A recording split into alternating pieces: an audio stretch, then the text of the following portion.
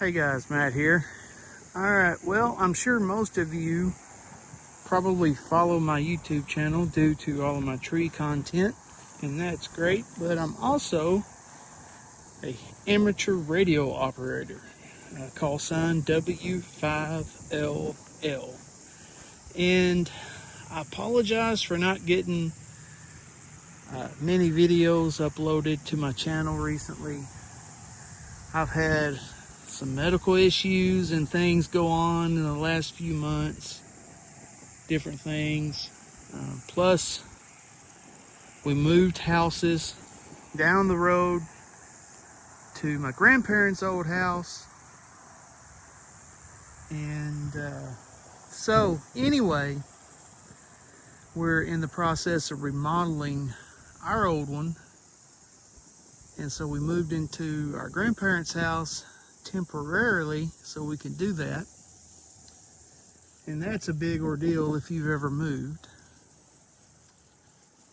So anyway, I decided to put up a different antenna at the other house here to see how it would play versus a horizontal loop that I have at the other house. So this is what I came up with. It is a 600 ohm ladder line fed wire antenna. I guess it's an open wire fed antenna. So there you go. There's the end of it right there. I don't know if you can see that silver pole right there is it, and it goes up. Well, there's 120 feet total in length. Goes all the way down to an inverted V shape and attaches to a limb about right in there at the end of my finger. It's at the apex of the tree, right in the middle there. I don't think you can probably see that. That pecan tree right there, probably about 60 or 70 feet tall, and it's right up above there. I'm telling you what, I've used all different kinds of things to lob rope up into trees to get antennas, and the best thing I've ever found is to use a drone. New age technology, guys. I have a Potensic Atom 2 drone, and I bought a little attachment that goes, it just attaches to the underbelly of the drone. Be sure and get one. And if you're interested, I can just leave me a message, and I will I will show you the one, or send you a link to the one that I purchased. You don't want to cover up the two sensors of the drone, especially if you have the Atom 2. It will kind of go crazy on you. But anyway, be sure and get the attachment that won't cover up the sensors on the bottom of your drone. And it just attaches via Velcro, and just has a little actuator that you activate via remote control. And once you get the monofilament line attached to it, you just fly it over the tree, and be sure and fly it over far enough that where you drop your weight, that it will be sure and fall with plenty of slack and land over the tree. Obviously, that's the best thing. You get it one and done. You're not fighting. Like I said, I've used all different kinds of things. Man, I come out cussing and fussing almost every time. You have to redo it. With the drone, it's one and done. Best investment ever. And I was able to get that thing right at the apex of the tree and drop that line and get the rope pulled back. I mean, worked perfect. Now, I will admit, sometimes when you're trying to pull the rope back, because you can't with those small drones like that, you won't be able to just to pull the rope and then drop the rope. because a large amount of rope is too heavy for the drone. So you got to fly over like monofilament line and a small weight of some kind, because the drone will go, it doesn't have very much lifting power. And then you got to attach the rope on the other side and pull the rope back through. So sometimes you do have problems with the rope getting stuck up in the tree when you're trying to pull it back through. So that can be an issue sometimes. But other than that, best investment ever. Get you a drone to run your ropes into trees if you're having to do that type of thing. But anyway, on to other things.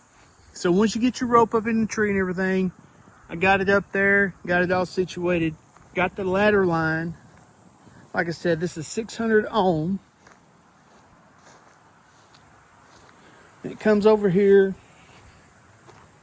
and I made me a standoff, which is just mounted to the side of the house. I just took some regular PVC pipe, drilled a hole into the cap, mounted it to it, got it wire tied. And guys, I apologize for the stuff that's still hanging around there. We need to get that cleaned up, but we'll get that picked up. Just have a pool noodle here that's got the wires insulated from the I just cut slits in the pool noodle and fed the wires in it so that it insulates it from the metal. And I've got the window pushed down onto the pool noodle. I was using one of these, which is just a cheap 1-to-1 voltage balun. And then I got to reading online to where you really need to use a current balun. And so, I don't know if you can see through that nasty window there, I went to my local ham radio store. Shout out to Main Trading Company. And bought one of those little doohickeys right there. I don't think you can see it, but it's an MFJ 913. You can barely find those things anymore since MFJ went out of business. That is a 4-to-1 current balun. Apparently you're supposed to use current baluns with a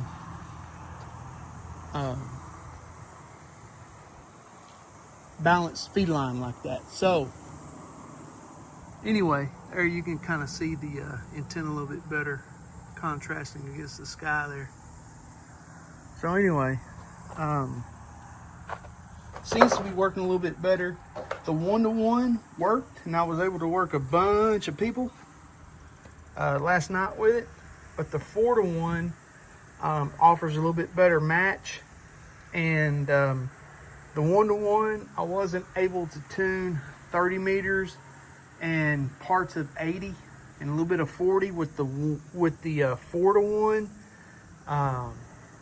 80 is still a little bit, it's a little bit better, not as good as I'd like it to be. It's a little bit better. 40 is flat now, and so is 30. So things have improved a lot. I'm a lot happier with the 4-to-1 than I am the 1-to-1. So anyway, I just wanted to do a little video on the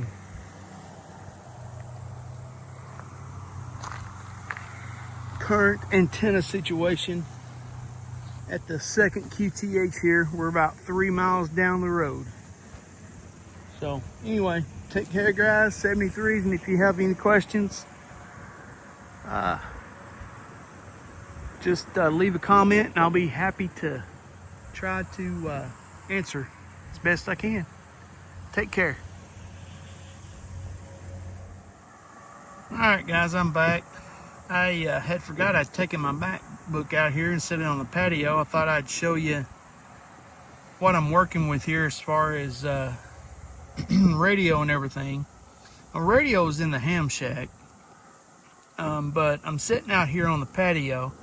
I have a Flex 6600, and this is my MacBook that I'm running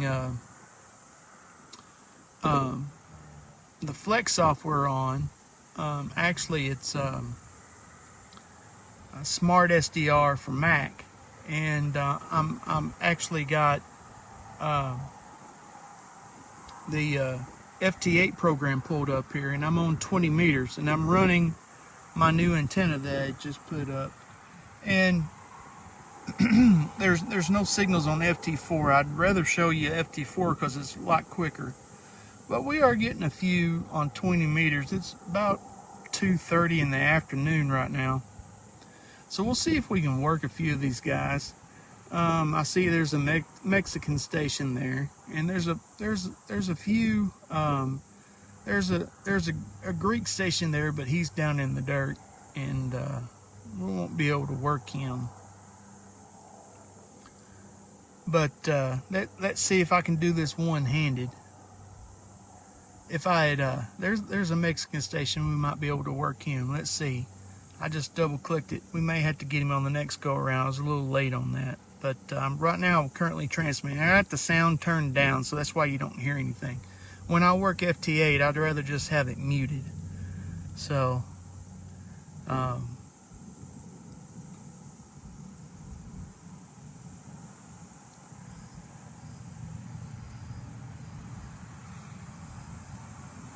you notice my SWR is nil, and I'm putting out about 50 watts of power right now. I'm just running barefoot here. I do have an amp, but I do not. This house was built in the mid 80s. We're not going to be here for very long. I do not have access to 220, and so there you go. The XE3 ROE responded, and I'm returning his response right now.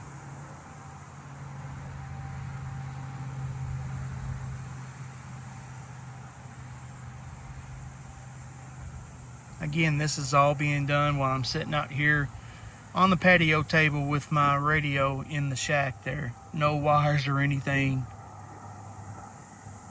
He sent the 73 and I'm sending one back. This is a pretty neat setup with the Flex.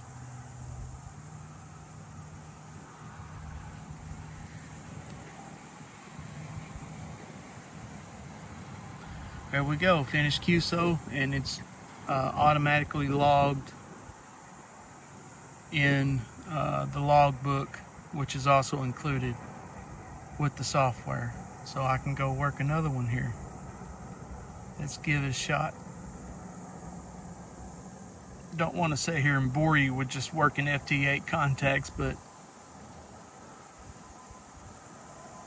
let's see if another one.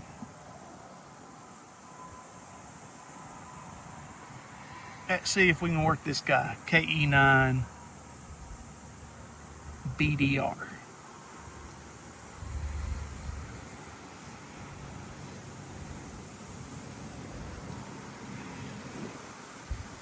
Oh, the wind's getting up. Sorry for the glare on the MacBook, on the screen there. And we either missed him or something happened. He doesn't want to work us. And that sometimes happens with terrestrial stations. Either they don't want to work you or they just work in DX or...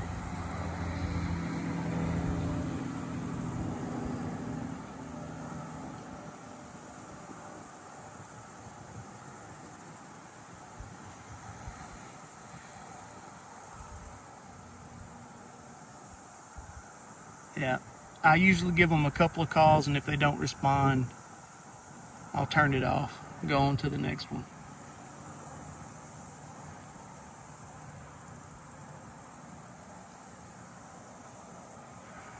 I'm in a fairly, what I call a semi-rare grid. EM23. So if someone doesn't come back to me within a few calls, I just take it as they don't want to talk to me and go on to the next one.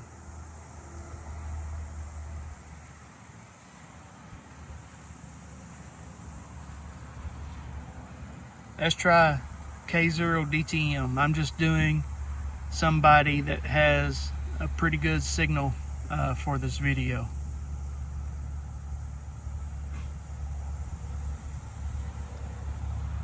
My biggest complaint about this software for Mac is that it does not have a way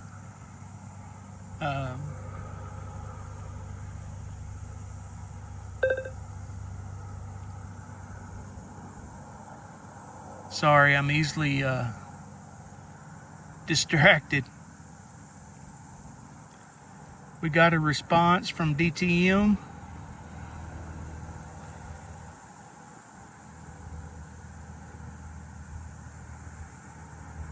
There's not many utilities, that's what I was going to say, available.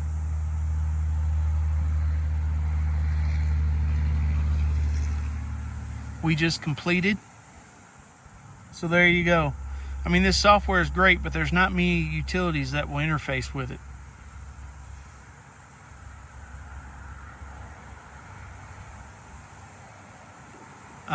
I would love for Grid Tracker to be able to interface with it.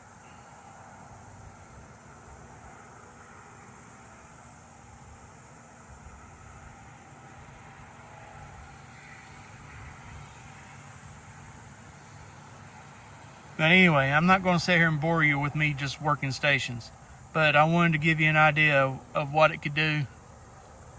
And I'm sitting out here on my patio with my radio in the shack there, with the antenna basically overhead. All right, guys, talk to you later. 73.